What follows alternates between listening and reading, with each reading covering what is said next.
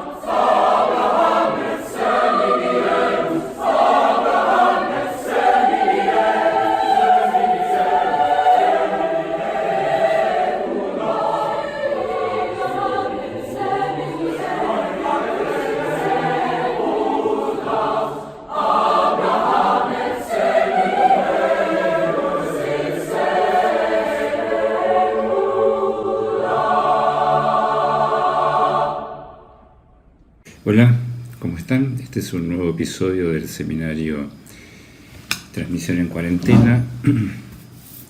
En este caso es la edición número 12, que lleva por título Sacrificio, segunda parte, Temor y Temblor. La vez pasada habíamos terminado comentando la escena central, que está exactamente en el medio de la película de Tarkovsky, El Sacrificio, en la cual Alexander ofrece a su Dios lo que para él era más valioso en la tierra. Era un sacrificio personal donde él ofrecía sus objetos, su familia, sus amigos, su casa, hasta su hijo. Y habría que señalar, esto quedó sin decir la vez pasada, para retomarlo justamente hoy, que la particularidad de ese sacrificio es que no estaba arreglado por ningún ritual. Es decir, era un sacrificio sin ritual. Por lo tanto, no cabe otra salida, no hay otra salida posible que la que el director nos ofrece, el director y guionista, que es la locura. Es decir, aquel que no logra hacer entrar su relación a los otros, a lo simbólico, a lo imaginario respecto de lo real, está en problemas, ¿no? Aunque el objeto del sacrificio, que era entre ellos su hijo, el pequeñín, como es llamado, sin nombre, fuera inmaculado. Dios no acepta ese objeto de sacrificio y lo deja vivir, porque hasta el final de la película está la duda si efectivamente el chico había salido de la casa o estaba durmiendo, como muchas veces ocurría. Ese pequeñín sin nombre, que tiene un pañuelo blanco, unas gasas blancas en el cuello que son el resultado de una operación que había sufrido, que en verdad no es otra cosa que el símbolo del degollamiento de Isaac, que no fue consumado por Abraham, ahí ya vamos a ir a ellos, comienza a hablar justamente después que ocurre ese sacrificio sin regla, que es el punto que habíamos señalado la vez pasada, donde George Agamben ubica la separación entre la vida sagrada y los sacrificios reglados. De tal modo que por lo que se ve y por lo que podemos leer del fin de esta película, es que no importa tanto el objeto del sacrificio, que como dijimos puede ser puro o impuro, sino que la relación del sujeto al deseo del otro debe estar mediatizada por lo simbólico y por lo imaginario.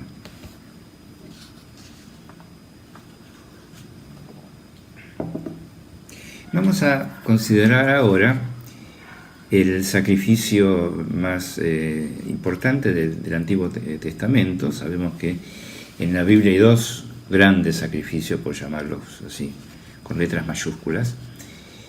uno en el Antiguo Testamento y otro en el Nuevo Testamento. El Nuevo Testamento no lo vamos a considerar hoy, es la muerte en la cruz de Jesús, que se sacrificó por todos nosotros, según dicen los que creen en ese avatar.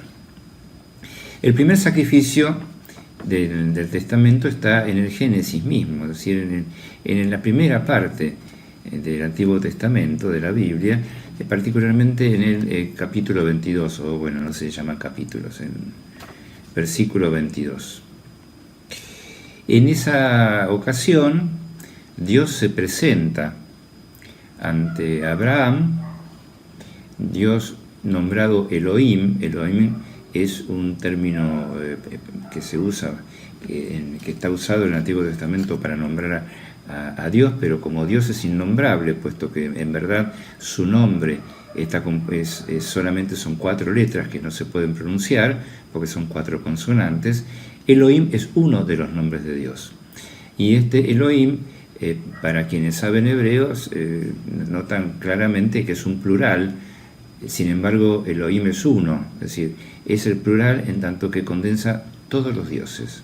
Es uno y múltiple. La voz de Elohim, o sea que Elohim se presenta con su voz y lo llama a Abraham, y Abraham responde, dice, estoy acá.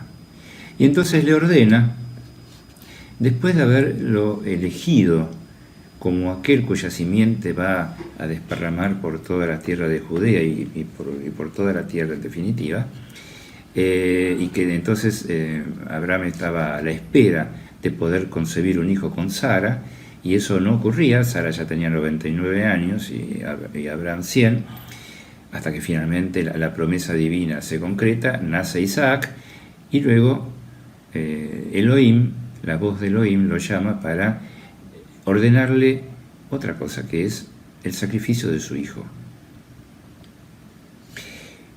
Entonces Abraham, sin decir nada, tomando el silencio, y es importante acá la dimensión de la voz de Elohim que le habla y el silencio de Abraham respecto de los suyos, se va con 2 esclavos y con su hijo Isaac hacia el monte para consumar el sacrificio. En el momento en que está por hacerlo, después vamos a dar más detalles, en el momento en que está por hacerlo, en que alza su cuchillo para herir de muerte a su hijo Isaac en el cuello, de ahí la referencia a la gasa en el cuello del pequeñín del sacrificio de la película, aparece un ángel, un enviado. Ahí ya no es de Elohim, sino de Yahvé, un enviado de Yahvé que le dice que detenga el acto, que Dios ya ha comprobado la fe de Abraham, y entonces aparece un carnero en su reemplazo, y entonces sacrifica al carnero, ¿no? Cordero de Dios, carnero de Dios, y el lugar donde se iba a realizar el sacrificio fue nombrado, acá otra vez aparece la cuestión del nombre, por Abraham como Dios proveerá. Dios proveerá, entonces, es el nombre del sacrificio. Cuando Lacan trabaja en el sacrificio de Abraham, en verdad debería decirse el sacrificio de Isaac, en la única clase del seminario interrumpido, Los nombres del Padre, plantea las siguientes cuestiones.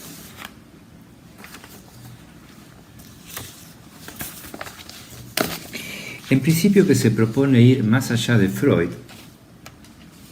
respecto del mito de tótem y tabú. ¿Se acuerdan que habíamos hablado la vez pasada de cómo Freud toma del tabú, el tabú como uno de los nombres del Padre primordial, y entonces Lacan se propone ir más allá del mito. Esto lo hace en 1963, justamente, años después, en el seminario sobre el reverso del psicoanálisis, justamente un capítulo se va a llamar, o fue titulado por el escriba, del mito a la estructura. Entonces Lacan se propone ir más allá del mito de tótem y tabú, más allá del mito del asesinato del padre primordial, y va a pasar entonces a la escena del asesinato del hijo. Se pasa del asesinato del padre primordial a la escena del sacrificio del hijo. Para hacer esto, introduce, ya lo introdujo antes en el seminario anterior, el Señor de la Angustia, la voz como objeto A. Había hablado antes de la voz como las frases interrumpidas del super-yo, habría hablado de la voz como las frases interrumpidas en la psicosis, por ejemplo en el caso del presidente Schreber, y acá va a hablar de la voz del otro, como objeto. Y se pregunta, y dice que ahí va a ir más allá de Freud respecto de la pregunta, es ¿quién habla cuando el sujeto habla? ¿De quién toma la voz el sujeto cuando habla? Y se va a referir ahí a la voz del otro o a la voz de Dios. En este sentido lo enuncio simplemente aquí. Lacan ya había dicho que Dios es el conjunto de los efectos del lenguaje y además que Dios es el dir, hace una condensación entre Dios y decir. Dios es el decir. En ese sentido Dios es inconsciente. ¿De quién toma la voz el sujeto cuando habla? Es la voz del otro. No hay otra manera que identificarse en esa identificación primera a la voz del otro. Así entiendo en principio, tampoco es para desarrollar acá, lo que Freud llama la identificación primera al padre, pero no al padre como la persona del sexo género masculino, sino identificación a lo padre.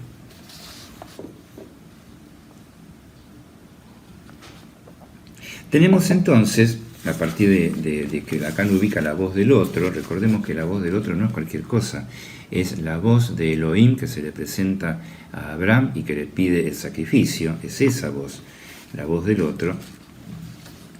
Va a plantear que el tótem es uno de los nombres del Padre. Es uno de los nombres del Padre. Lo dice así, llamarlo tótem, como habla de Freud del Padre mítico, es poner a nivel del Padre la función del nombre. Ya no es un Padre primordial, no es el orangután, no es un mito imposible de creer, sino que es la figura del tótem que en las civilizaciones precristianas, por decirlo así muy genéricamente, tenía un lugar fundamental respecto del sacrificio. Entonces, para ir más allá del mito, Lacan va a nombrar el primer nombre que va más allá del mito, el nombre Elohim. Y al introducir el nombre Elohim como el primer nombre que nombra el Antiguo Testamento, porque dice el Antiguo Testamento en la primera parte del Génesis, el primer versículo, aparece el nombre de Dios como Elohim. Al introducir el nombre Elohim, introduce también el deseo de Dios. Porque acá de lo que nos vamos a tratar fundamentalmente, de lo que Lacan va a tratar, es de la distinción entre el Dios del gozo y el Dios del deseo. Va a tomar Elohim como un nombre del Dios del deseo. Cuando en ocasión de la escena del sacrificio de Isaac, aparece un ángel. El ángel aparece en procuración de la palabra de Dios. Ahí ya no aparece Elohim hablando, aparece el ángel a título del Dios. El testamento dice Yahvé, pero Lacan transfigura y pone su sesgo siempre disruptivo para decir que el ángel aparece en el nombre de El Shaddai. El Shaddai es el Todopoderoso, pero El Shaddai es el que se le aparece, es otro de los nombres de Dios, es el que se le aparece a Moisés en la zarza ardiente, que cuando Moisés le pregunta al bajar del monte y hablar con el pueblo, ¿qué nombre voy a decir que tenés?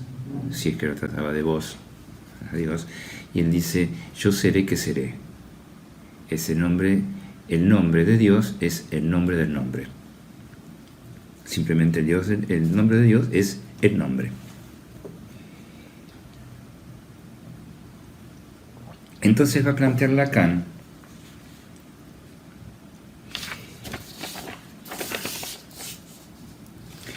lo voy a citar.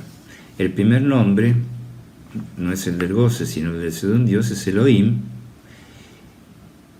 pero que ese nombre, en verdad, ese Dios, el nombre de ese Dios no es más que nombre. El Shaddai, ahí equivoca Lacan, porque en verdad el nombre es Seré que seré, que se lee de otra manera, Lo importante de esto que está planteando en este momento es que es a título de El Shaddai que el ángel se presenta, es decir, no es la voz de Dios, sino es en nombre de Dios, y va a decir que se presenta tanto Dios como el ángel como los profetas, pluraliza ahí la cuestión. Si se presentan ahí para detener el sacrificio, es justamente que fue necesario eso para que el sacrificio cesara. Que para que eso cesara, el ángel, los profetas y el mismo Elohim tuvieron que detener a los israelitas para que eso no volviesen a hacerlo. Es decir, es un freno al goce, es un freno al sacrificio en tanto goce. En tanto dirigido al supuesto goce de Dios. Aquí se trata del sacrificio dirigido al deseo de Dios. En ese punto, entonces, nos va a decir Lacan que el reemplazo del hijo por el cordero, por el carnero, no es en verdad, como suele pensarse, que el hijo sería el sustituto del cordero primordial, o sea, del padre, sino que al revés. Lo que Elohim le señala a Abraham para sacrificar en lugar de Isaac es su antepasado, el Dios de la raza. Va a decir que entonces que ese cordero o carnero a sacrificar es el cordero primordial, es el padre originario. Es decir, se trata de sacrificar al padre originario y no al hijo. Es en eso que tenemos que centrarnos cuando pensamos en que Lacan habló del cristianismo como la religión verdadera. Lo retomaremos después probablemente. Entonces, cuando el Shaddai, al decir de Lacan, pero le propone el pacto a Abraham, es decir, él le hace, digamos, sobrevivir al hijo por la fe que Abraham tuvo en Dios, lo hace sobrevivir a condición de hacer una alianza, de que el cordero sacrificado es el padre primordial, y entonces le propone la alianza, el signo de la alianza, que es la circuncisión, ese pedacito de carne que se ofrece en el lugar del sacrificio al otro, al Dios de su pueblo, y que ese pedacito de carne cortada, para Lacan, es el objeto A. Sería otro de los nombres del objeto A. Lo que nos importa entonces es que este signo de la alianza, que es la circuncisión, el pedacito de carne cortada, es, podríamos decir, un rito sacrificial moderado. Digamos así, como las vacunas son el virus atenuado, esto sería un rito sacrificial atenuado. Lacan nombra, cita y trabaja fundamentalmente el texto de Kierkegaard, danés del siglo XIX, trabaja el texto Temor y Temblor. Es con temor y temblor que debéis trabajar para vuestra salud. Está en el Antiguo Testamento. El texto Temor y Temblor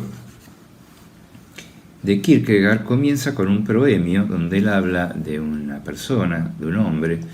Los comentaristas dicen que ese hombre habría sido su padre, que en su infancia había oído contar la historia, la hermosa historia de cómo Dios quiso probar a Abraham y cómo éste soportó la prueba, y que por soportar la prueba, por tener fe en Dios, recuperó de nuevo a su hijo, al que estaba dispuesto a perder.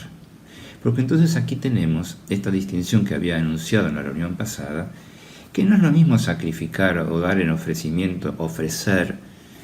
El término, ¿se acuerdan la película de Sacrificio de Tarkovsky? El término es ofret, claramente procede del término ofrecimiento. Acá no se trata de que el sujeto ofrezca lo que para él es valioso, sino que el sujeto entrega lo que Dios le pide.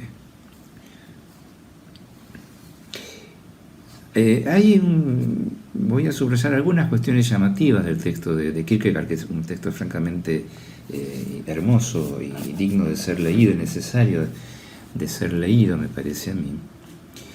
Él dice que este hombre, supuestamente el padre, no era un docto exégeta y tampoco conocía la lengua hebrea. De haberla conocido es posible que le hubiera resultado más fácil comprender la historia de Abraham. Yo leo esto, claro, lo leo desde mis referencias, ¿no? Cuando Henri Mechonic plantea cómo ha sido traducido el Testamento, que ha sido traducido del hebreo al griego, del griego al latín, por la vía del significado y no por la vía ni de las letras, ni del sonido, ni del ritmo. Si hubiera conocido la lengua hebrea, si pudiéramos leer el Antiguo Testamento con la lengua hebrea, a lo mejor hubiéramos entendido distinto, más fácil o de otra manera. Lo interesante de Kierkegaard es que al hablar de este personaje que vamos a asimilar a su padre, este hombre, el padre, recrea la escena del sacrificio exigido por Dios a Abraham en cuatro relatos muy distintos. El primer relato es el más cercano al bíblico. Es decir, Abraham parte con sus servidores, sus esclavos, sus burros, la leña, su hijo y demás. Y en un momento, cuando ya empieza a subir al monte Moriah, dice: no debo seguir ocultándole por más tiempo a dónde conduce este camino a mi hijo. El problema es que por más que le hablaba a Isaac no podía comprender, porque su alma, dice, no podía elevarse a tales alturas. Isaac no comprendía, y entonces Abraham, que hasta entonces era paternal, dulce y amoroso con el hijo, cuando Isaac repite que no lo comprende, Abraham se aparta bruscamente,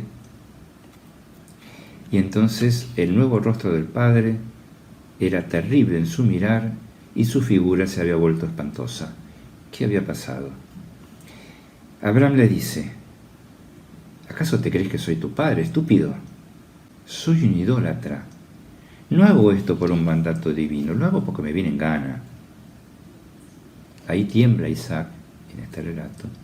Y en su angustia, subrayemos la angustia de Isaac, clamó: Dios del cielo, plegaria.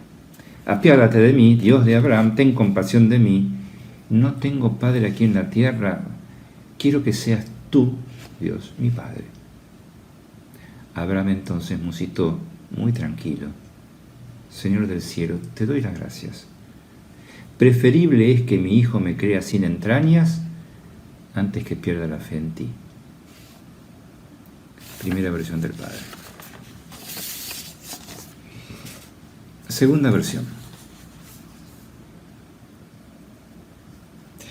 Llegan al monte. Abraham mira hacia el suelo. En silencio recogió la leña para el sacrificio y en silencio ató a Isaac. En silencio empuñó el cuchillo. Entonces vio el carnero que Dios había dispuesto, lo sacrificó y regresó al hogar. Desde aquel día Abraham fue anciano. No podía olvidar lo que Dios había exigido de él, y por otra parte Isaac continuó creciendo, tan florido como antes. Pero la mirada de Abraham se había empañado y nunca más vio la alegría. Rescatemos aquí el silencio que contrasta con la voz de Dios y la mirada cuando él puede ver el carnero. Abraham envejeció porque no pudo cumplir con el mandato, no pudo sostener su fe. Tercera versión. Abraham se tira al suelo, su rostro llega a la tierra y le pidió a Dios que le perdonase el pecado de haber querido sacrificar a Isaac. Esto ya fue después de la escena, ¿no? pues el padre había olvidado su deber para con el hijo. Repitió con frecuencia en su viaje, que hacía una y otra vez para encontrar la paz, que no podía comprender cómo podía ser pecado el haber querido sacrificar a Dios lo más preciado que poseía. Y por otra parte, tampoco podía saber si era pecado, si no había amado a Isaac lo suficiente, ¿no? Si no había amado a Isaac lo suficiente, ¿eso no podría ser un pecado perdonado? ¿Qué pecado podría ser más tremendo o menos tremendo que el no amar al Hijo o el no amar a Dios?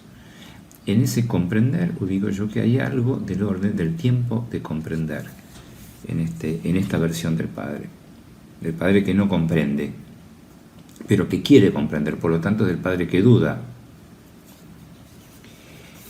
El cuarto relato es, una vez que Abraham empuñó el cuchillo, pero no lo hizo caer sobre el cuello de su hijo, regresa al hogar, Sara vuelve a su encuentro, todos felices, pero Isaac había perdido su fe.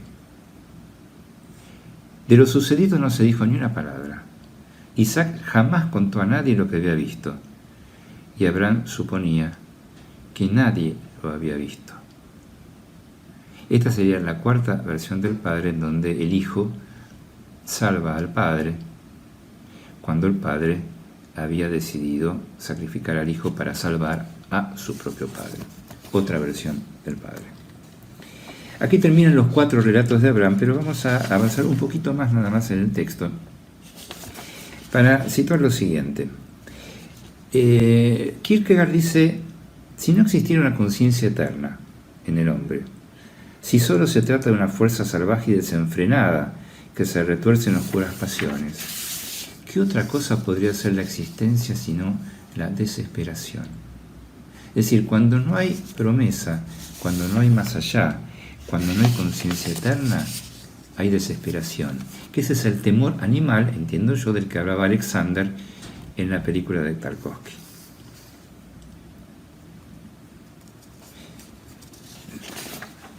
Otra cuestión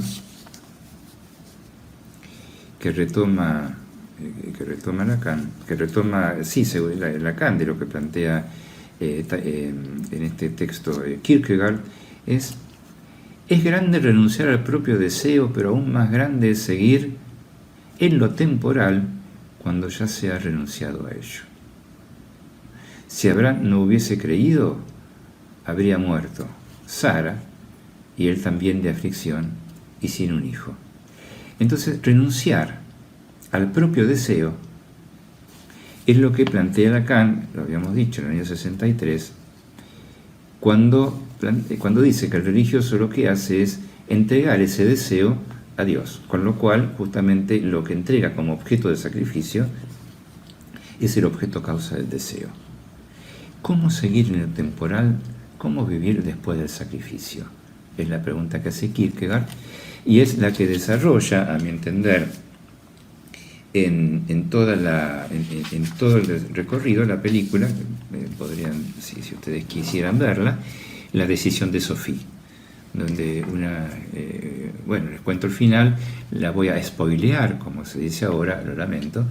Una mujer llega a Auschwitz con sus 2 hijos, y la voz del otro, la voz de Dios, porque el nazi que le propone eso nombra, digamos, es la voz de Jesús que dice, los niños vengan a mí, le dice, tenés que elegir de tus 2 hijos, tenés que elegir, te quedás con uno y el otro me lo llevo. ¿Cómo se vive después de eso? Bien. El otro punto, y ya vamos a dejar tranquilo a Kierkegaard, es cuando se pregunta qué hubiera pasado si Abraham hubiese dudado. Si hubiese dudado, si hubiese planteado que se ofrecía a él en sacrificio en cambio de su hijo, ¿qué hubiera pasado? ¿Hubiera recibido el favor de Dios? Es la posición de Alexander en la película de Tarkovsky. Él duda cuando le ofrecen la solución, que es ir a acostarse traicionar a su familia, traicionar a su moral, digamos, a lo que para él era más del orden de su realidad psíquica, sus costumbres, sus valores, acostarse con una bruja que termina siendo la Madre María, la Santa, él duda. Hay un momento en donde duda, va y vuelve. Y es ese punto que Kierkegaard sostiene muy claramente, que se trata de que Abraham no dudó. Por eso para Kierkegaard Abraham era el más grande, porque nunca dudó de que Dios proveerá. Y por último, para situar cómo también Lacan había leído indudablemente a Kierkegaard, no solo porque lo nombra, sino porque encontramos cómo lo glosa. No podemos decir que lo cita, pero lo glosa. Cuando pregunta a Kierkegaard quién infundió la fuerza requerida al brazo de Abraham para levantar el cuchillo, va a decir que no se sabe de dónde salió esa fuerza, porque el espectador de esa escena seguramente se habría sentido paralizado y se habría vuelto ciego. Ciego se volvería el simple espectador de la escena, que ve a un padre sacrificar a su hijo. Y sin embargo, dice, raro es el hombre que se queda paralizado y ciego. Bien, recuerdan cuando Lacan habla de la fascinación que produce el sacrificio por el objeto que se ofrece. Para terminar,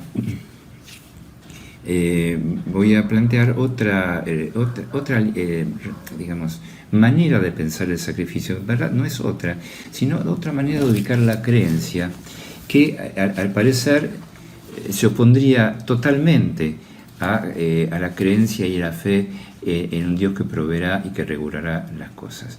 Los dejo ahora con algunas escenas del primer capítulo del Decálogo de Kieslowski, una obra de hace 30 años y de rigurosa actualidad.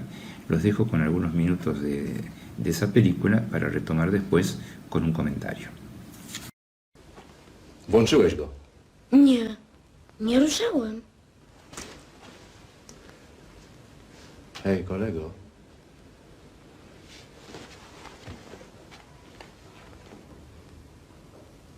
Czego chcesz?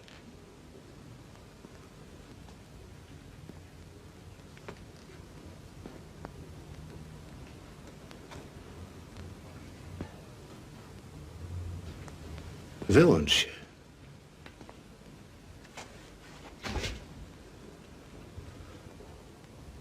A jak on naprawdę czegoś chciał? Czego? No nie wiem, przecież się go spytałeś.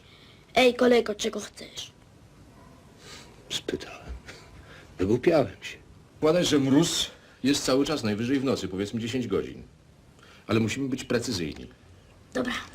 A więc zadzwoń teraz do Instytutu Meteorologii i się zapytaj, jaka była temperatura przygruntowa w ostatnich 3 dniach. Dziś, wczoraj, przedwczoraj. Halo? Czy to Instytut Meteorologiczny? Czy mogła mi pani podać temperaturę przygruntową dzisiejszą? Wczorajszą? Tak? I przedwczorajszą? Dziękuję, tak, w Warszawie. Dziękuję, do widzenia.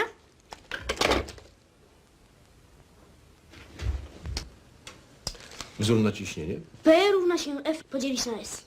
Dobra. Temperatura. Dzisiejsze 11, wczorajsze 14,2, przedwczorajsze 12,5. Od 8 dni trwa mróz.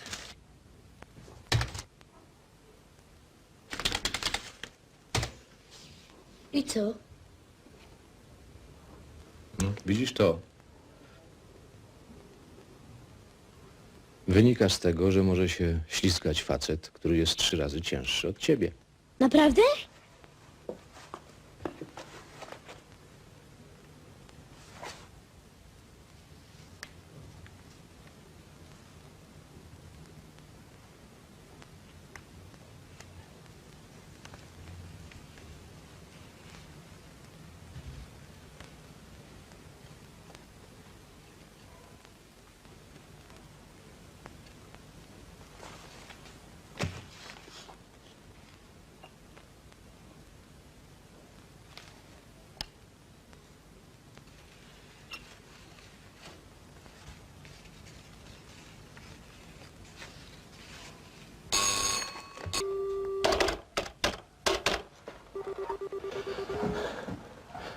Irena, Tak?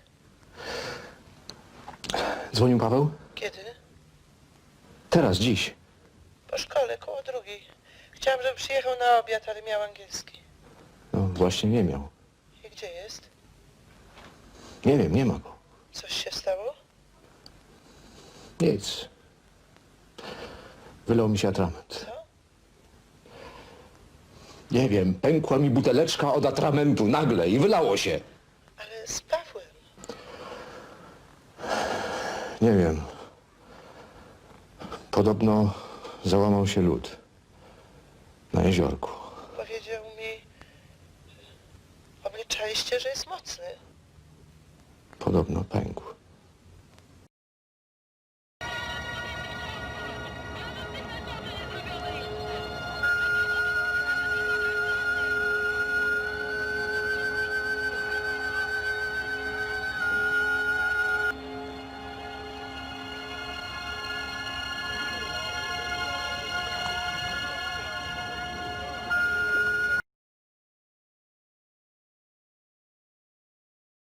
Bueno, como pudimos observar en los fragmentos de la película, hay una discusión que hemos trabajado aquí en ocasión de hablar de la verdad en tiempos de pandemia, que era retomar el trabajo de Lacan sobre el saber y la verdad, sobre la disyunción entre el saber y la verdad.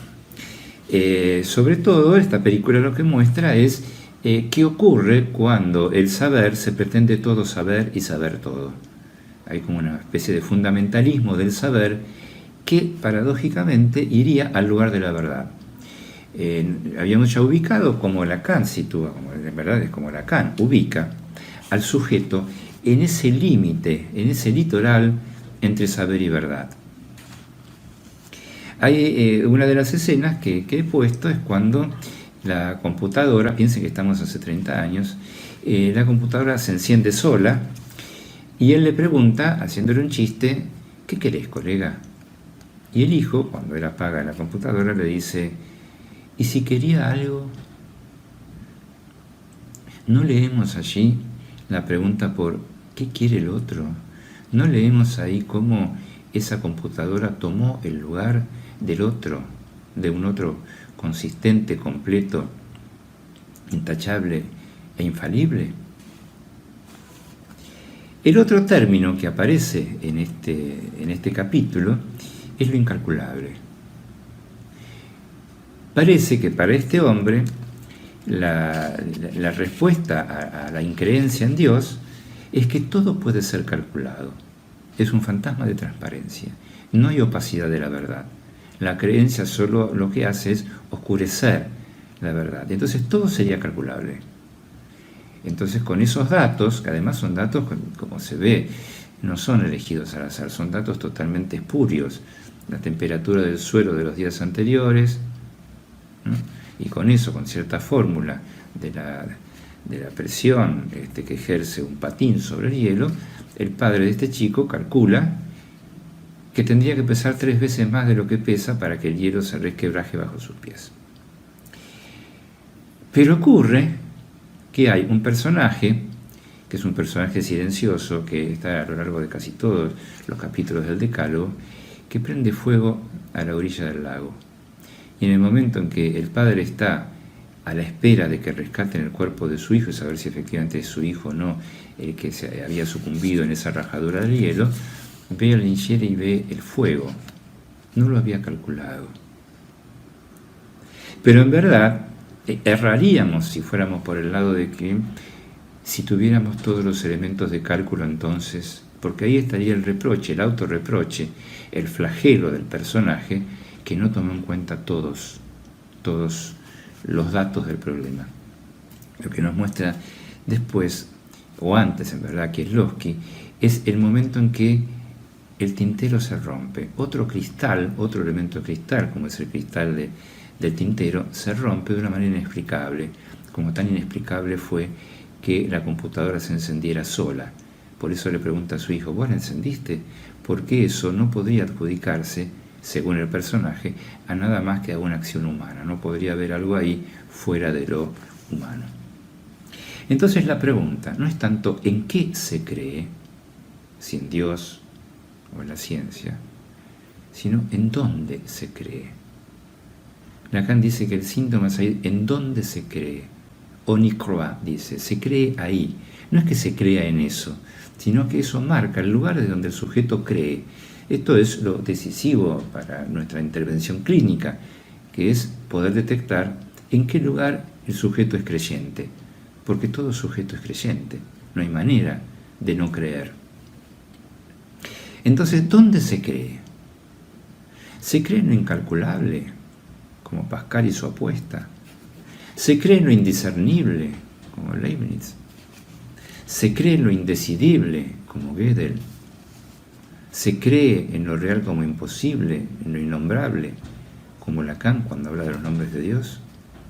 Todos estos incalculable, indiscernible, indecidible, innombrable, son nombres de lo que no cesa, de lo que cesa de no escribirse, de lo que cesa de no escribirse y que cesa como contingencia, imprevisible, incalculable, indiscernible, indecidible. El sacrificio entonces, para ir cerrando hoy, el sacrificio supone la creencia en un otro consistente, es decir, en un fantasma de transparencia de la verdad revelada, que no da lugar a ninguna excrescencia de lo real que no sea obra de Dios, o sea, Opus Dei. Entonces, cuando ubicamos los procesos sacrificiales de nuestros analizantes desde el menor grado, digamos así, desde aquel que piensan que no tiene que apagar el teléfono porque así va a tener el favor de su patrón, hasta el masoquismo moral, tenemos que pensar que de lo que se trata es de creer allí, en ese síntoma o en esa formación fantasmática, en la completud del otro. Bueno, hasta la próxima.